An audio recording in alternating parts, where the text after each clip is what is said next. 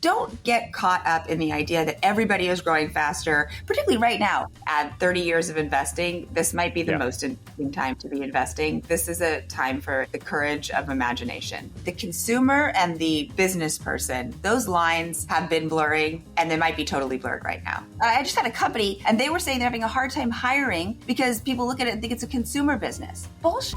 What it takes to be successful in this market right now, I think as much as anything, is being nimble. People are spinning things up left and right. That's almost the biggest risk today. Are there things that you think should be really important to founders to do when they're in that pitch moment with investors, or things that they should avoid doing? The best business leaders are thinking about. Kirsten, your reputation precedes you. I mean, I think Forerunner was launched in 2010, has backed some of the most stolid companies that we know in the consumer space, and also from the world of B2B too, honestly, because you power, I think, the consumer experience, which requires just so much in terms of vertical depth. But I want to go back to sort of your beginning. I read somewhere that your secret ambition was actually to be an architect. Is that true back in the day?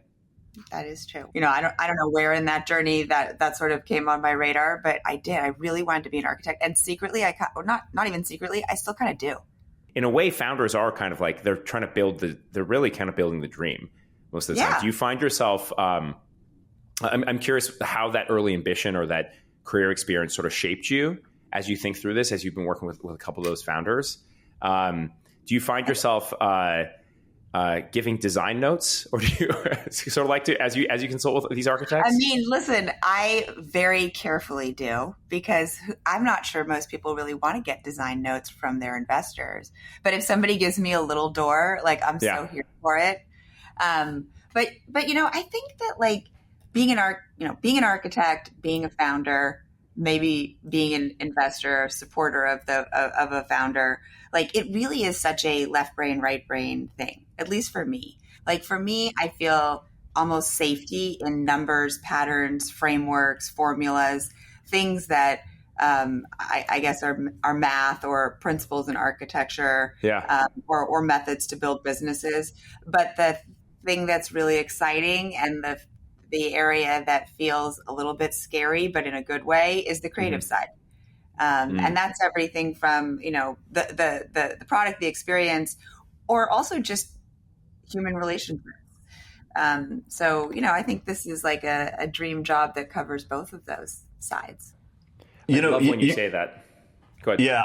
Let me jump in, because it's interesting when you say that about human relationships, because this is a thing that you will see said about you in public by founders, is that you have this gift for understanding sort of the psychology of users, consumers, however you want to put it.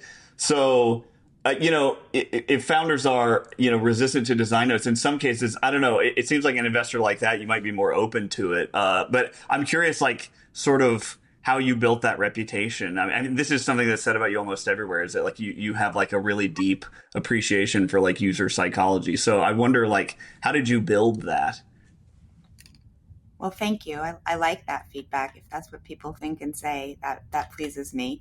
I do, I think the other thing is, this is a people-driven business in so many ways. And that's another big draw for it to me. I started out as a public market investor. I did that for 12 years. And there was a lot that I liked about that aligned with some of the things we were talking about earlier, but it was missing the people-human connection about it. I think these things are all really intertwined, like having a creative side, having an interest in learning, in people, in behaviors, why people do things. That definitely underpins a lot of how I and we as a team approach the markets, with users being the inspiration for that, with behavior changes being sort of the tailwind that's guiding a lot of that. But then also coming that around to just thinking about relationships, thinking about a business trying to build a relationship with a user and how they engage in that and how they treat that. We talk about that as customer journeys or consumer journeys or product journeys, but that's what it's about. It's about building a relationship, building trust with your audience, with your user. And that's our role as investors too. I think we kind of sometimes, as an industry can get caught up on, like, what are my legal rights? What are my board rights? It really doesn't matter. What really matters is your ability to build trust and mutual respect with the founder. And one of the things that I think is endlessly interesting or challenging in our business is no two founders, just like no two businesses, are alike. So every time there's a little bit of effort to figure out, like, who is this person? What do they need from me? What's my role here? How do I be productive? And just, kind of bring all of that to the equation.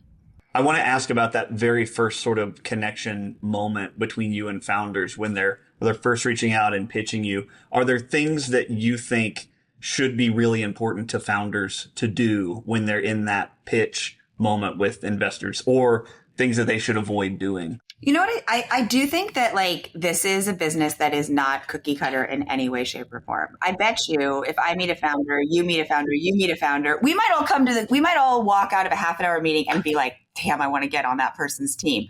But we might be tapping into different reasons for that, right? So it can be very, very specific. And I actually think that that's like a really, like, it's a good thing because it allows you to connect on a deeper level than just like the business idea and the numbers on the page. You're now responding to something that's like about the person, about the leader, how they're going to run their company. And so things that really get me charged up, I love people who are like really passionate about what they're doing and really believe it needs to happen. And I think you're 80% convinced that you have the right idea and 20% curious about who knows something that you don't know that can make it better. And like, that's a pretty fun conversation because it leaves room for somebody else to be in the room and participate in the conversation, but it allows the founder to really shine and tell their story because that's what needs to happen, at least in a first meeting. I'm not running the business. I don't want to, if I think I'm interested in something, but it's only better if I have some ideas like that's not what I'm after. So I do want to see like somebody who's like really passionate, has a high level of conviction, but who's interested and curious about like, I got a point of view. I've got an idea. I'm going to hit the market like this. And then we're going to figure it out as we go. I always say like, the only thing as an early stage startup is the plan that you're looking at. It's going to be different than that, right? So like, what is the level of openness to that? I think that's an interesting kind of path to explore too. Let me take the conversation in a different way. You're one of the foremost experts in the world of consumer investing. A lot of folks recently, there's obviously this large AI wave, but a lot of folks are saying that consumer investing is basically dead, right? That like, there's not much happening in consumer. Maybe there's no good distribution. I'm curious, where do you think are the opportunities in, say, consumer-focused businesses? Or I think in the past, I've talked to your firm about consumer infrastructure, that being a very interesting space. Curious kind of what trends you're kind of excited by and how you think about the future of consumer investing right now. I'm going to work to give you some specific ideas because that's probably most interesting. But I want to say at the outset, like at 30 years of investing, this might be the most interesting time to be investing. We have really new technology and we have a population that's here for it. And like, I do think that we just put together our annual meeting slides. We have it next week with our investors. And the first and the last message is like, this is a time for it's the courage of imagination. Like really thinking differently about things. And that's a possibility. And when those kinds of moments arise, I don't want to take anything off the table. And I do think that like the big companies are formidable. They're smart. They got there because they flexed in all kinds of different ways, but nobody can do everything in every moment perfectly right. And if you look across the spectrum, and I have a slide somewhere on this point in our meeting, which is like all the big companies, tried this version of that and this and that. And like some of them competed well and some of them failed, but in almost all instances, there's a challenger that came to market that was better. For sure. Yeah, for sure. I love Google Docs. I use it all the time, but like Notion is where it's like my go-to for stuff. So like, they came in and created a new architecture around it. I use Dropbox too, but we also still store everything on Notion. So I do think that like there are edges and there are ways to expand the value proposition that can give a company an opportunity to stand out and be different. I would also say that like a couple of things that are on my mind that are supercharging where I think there's opportunity in this moment. The consumer and the business person, those lines have been blurring and they might be totally blurred right now. Mm-hmm. You think about like yourself at work and yourself at home and the habits you have and how you communicate with your friends and how you communicate with people at work. And do you have a work phone number and a personal phone number? And I think that's really created a blending of like what people expect, their experiences and the products and the tools that they work with in both places. And so you've seen a series of companies that have played into this. I have friends who don't work, but use Notion, who use Slack, who use ChatGPT, who use all of these things. And then, Right. everybody at work uses them too. They kind of come from both sides. So like at the end of the day, most of these businesses and the really big businesses that we know, they sell to the consumer and they sell to the enterprise. And if you look at like the top, whatever, I don't know, they're not FANG anymore. What's it called? Mang now or something else. But like the top, 8, 10 tech companies, they all have I feel the Magnificent Seven. The Magnificent Seven. Magnificent Seven. They all have a consumer offering. In fact, most of them started with a consumer offering. So I don't want to water down the consumer approach because I feel like in this moment, I want to double down on owning the opportunity in the space. Yeah. But I also think that like we, as venture capitalists are here to think about like, who is helping create the future and the future that we all want to live in. And I do believe that like, I believe it. I've seen it. Like the market says bigger is better and that bigger gives you multiple advantages in lots of ways. So we can't ignore that. And so I do think about the person that's sitting in front of me, the idea that's the go-to-market. I also think about like the big vision. Like if that's successful, like what else might you want to do? What else could you do? I just had a conversation the other day about like, the opportunities within healthcare. And we were talking about Oura Ring. There's been some news about it this week. And it's like, is that a ring company? No, that is like 5.5 million people wearing an Oura Ring, loving that product, the data they get from it, the life advice they get from it, but more things keep getting pulled out of that. And what else can you do with that relationship you have? Like, right. Should it be a consumer offering? Can it be a medical offering? Is there a data play? Is there an extension of the insights that come from that technology? All those things. And I think that like, once you've got, like, you're in business, you've got a relationship with an enterprise or a consumer, like the best business leaders are thinking about what other ways in which I can expand this value proposition and make it ultimately better, right? So, right. In that way, like then most things end up being consumer and business offerings. Well, it's so funny you mentioned that because we used to say Mark Andreessen said this a long time ago. He said some of the best founders came out of consumer because the thing is they just have to make everything perfect, right? Like a consumer has many different reasons to quit the thing that you want to do. They vote every day. The way that you build a business that has a good business model, you think a lot about not that one transaction or that one interaction. You think about that relationship. This gets back to where we started this conversation in some way.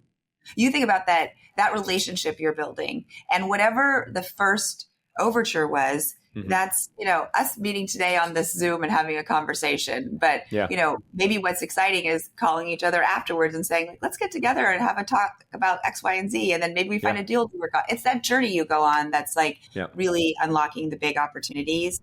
And I think that's true for consumer, but you have to be like, they're not signing a contract with you like an enterprise company. So you're not locking them in. They're not legally obligated to be with you, right? Right. Yeah. That's why dating is harder than relationships, and dating are harder, but definitely people will tell you the very beginning of dating is very difficult. 100%, right? But I think if you take your marriage for granted and think you don't have to date in your marriage and grow, like you might not end up in the place you want to end up. That's right. So, that's exactly right. People want to build in consumer.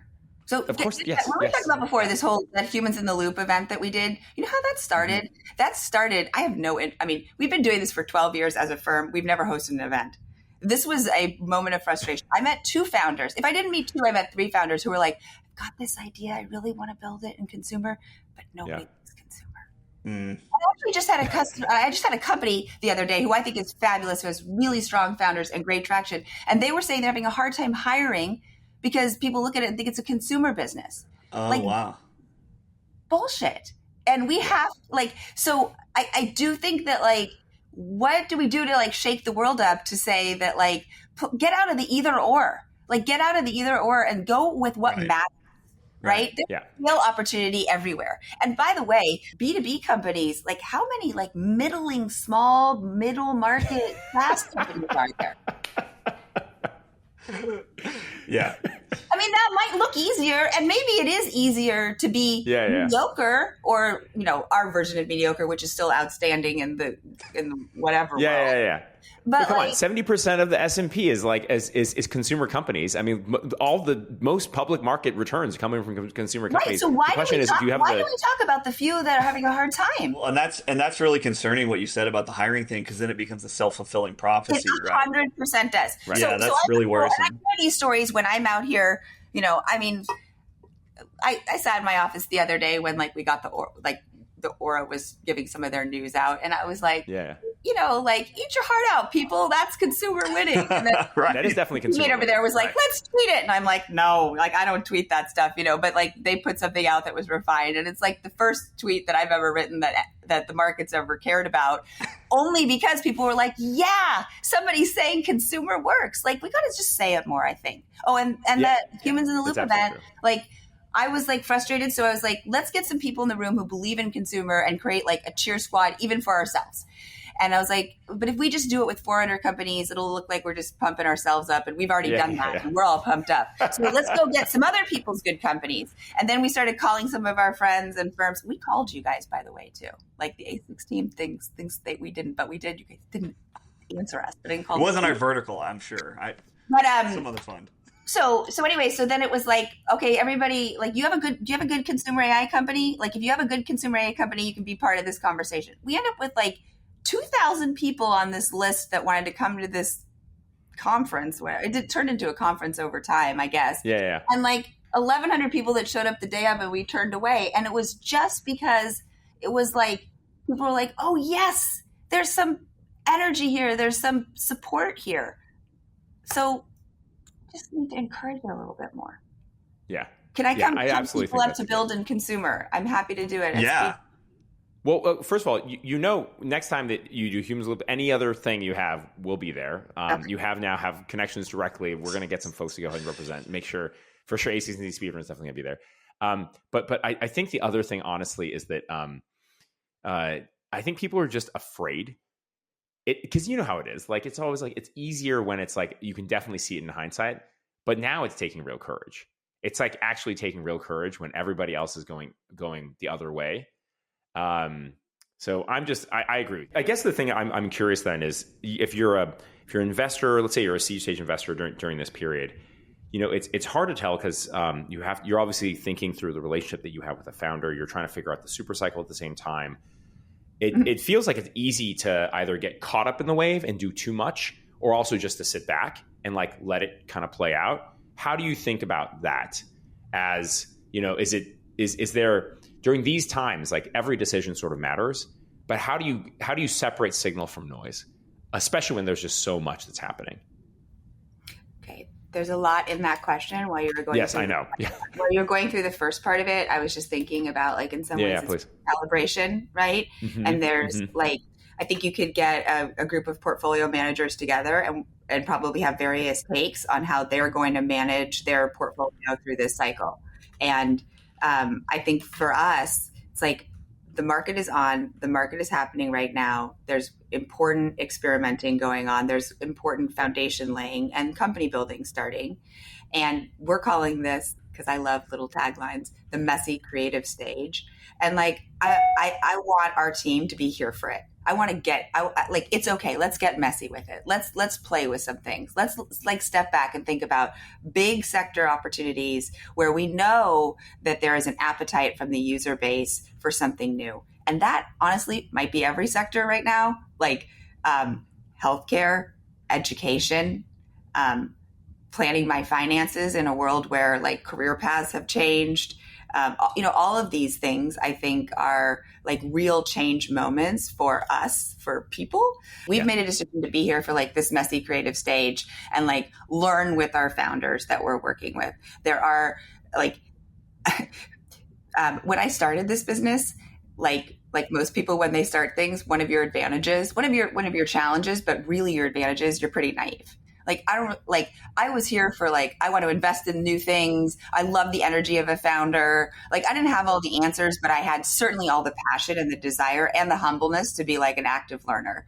And then we built a team and, we go from me having some ideas about what a good investment looks like, to trying to bring a team along, to making decisions about what a good investment looks like, to have different people like taking leadership positions on their investments. And we come up with a process. We come up with a diligence process. We come up with some frameworks we look for. And a couple of years ago, I looked back and I thought, I'm not sure right now that we're set up to be making the most exciting investments, the most out of the box, like kind of venture type investments.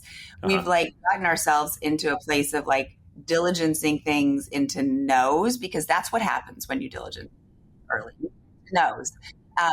And so I was really encouraging myself to remember the power of being open-minded, and our team to remember that, and to say, let's go back to the basics. Like, what is the big category that's open for opportunity?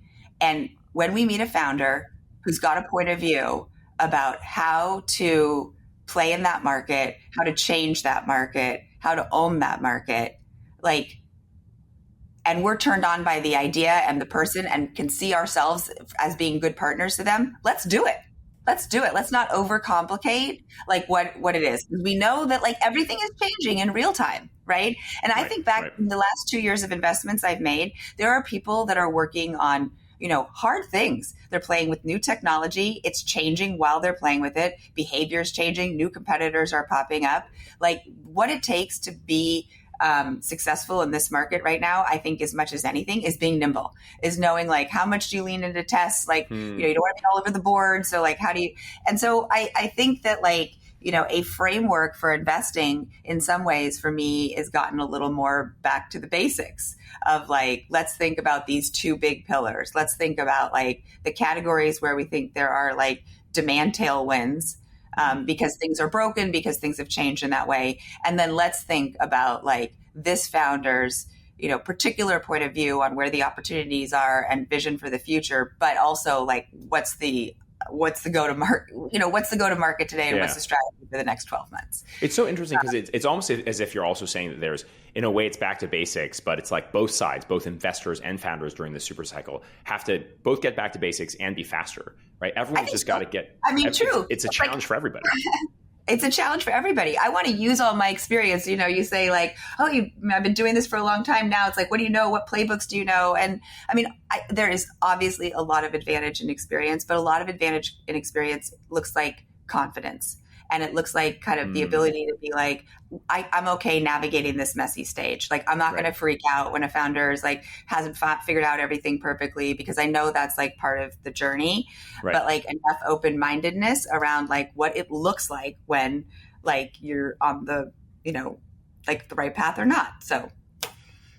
So speaking about the founder journey, all these podcasts or other things that people always go on, always talk about their like positive things and everything like that. I'm curious, whether there was a company that was really struggling for a period of time. They had sort of like a Phoenix story that you were like, oh man, like didn't expect that to happen.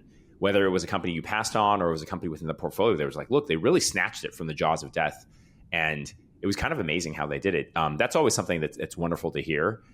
People don't tell those stories, right? People, I tell founders often, like, don't get caught up in the idea that everybody is growing faster, particularly right now. Oh, right now, if you listen to the narrative, you think people have 10 people in a room and they're doing 100 million of ARR, and it looks like good ARR. Right. Like, come on. Like, I don't know. Maybe there's 2 or 3 stories like that. It's a favorite one right now because Chime went public in June, and like, I'm so proud of that team and grateful to be part of that journey. And I think they are going to be a $100 billion plus company and a household name of people, kind of engaging with their financial products for decades to come. But like, I thought I had about 5 other winners in my portfolio before I thought Chime was the winner. We started out like doing this, and then, but those founders like listened.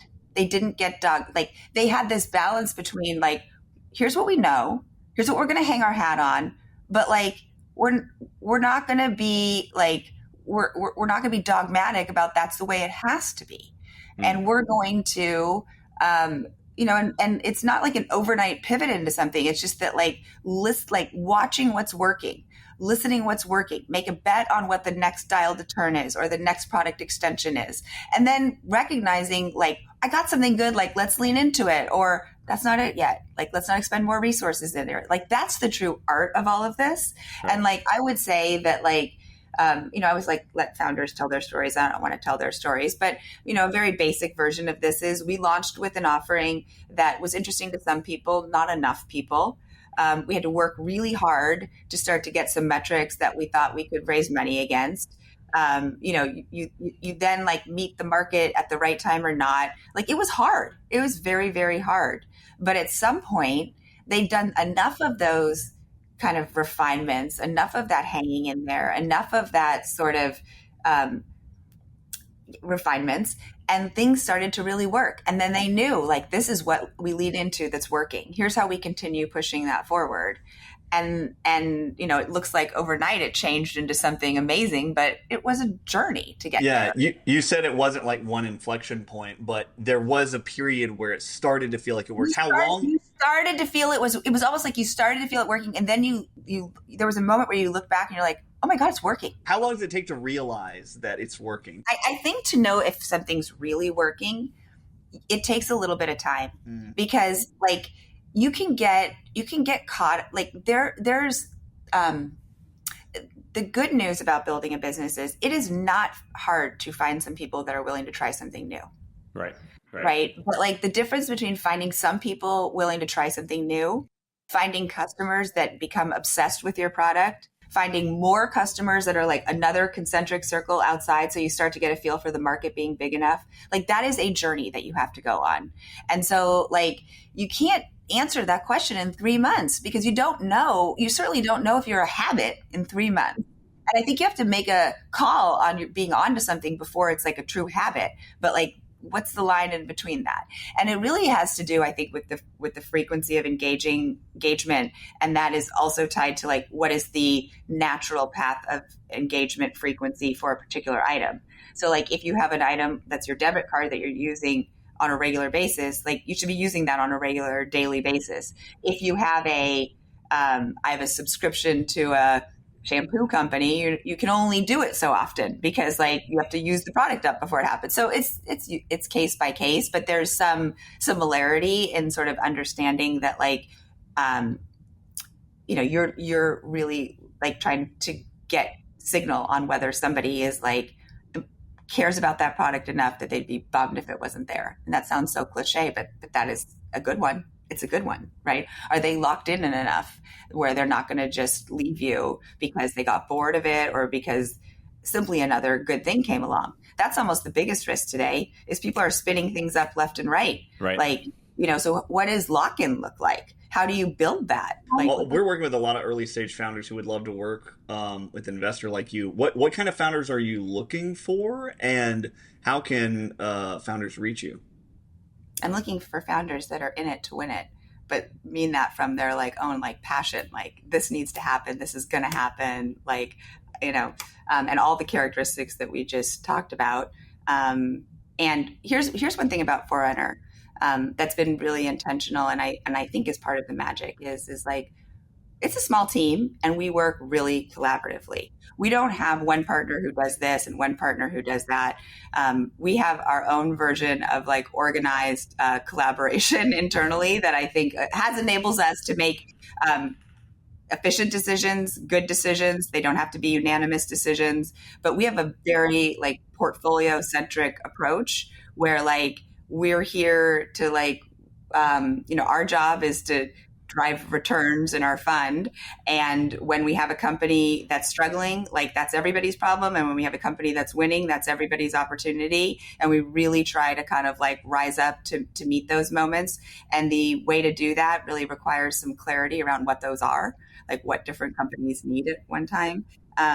So I think that like I share that as a little bit of our ethos, but also to answer your question, which is anybody at Forerunner is a great way to get into Forerunner. Anybody who has a high conviction belief that like a consumer or business really needs this product and they have a vision for how they're going to build trust and loyalty around that, like you get my attention and I'm interested to hear about it. Also, shout out to your amazing colleagues, Yuri, as well as Fauzi, and and also Brian O'Malley, who's more merited. But I mean, all three are great people, and they've been diving into a number of our speedrun companies, and we just look forward to future partnership with We do Forerunner. too. We do too. So yeah, this was fun, you guys. Thank you.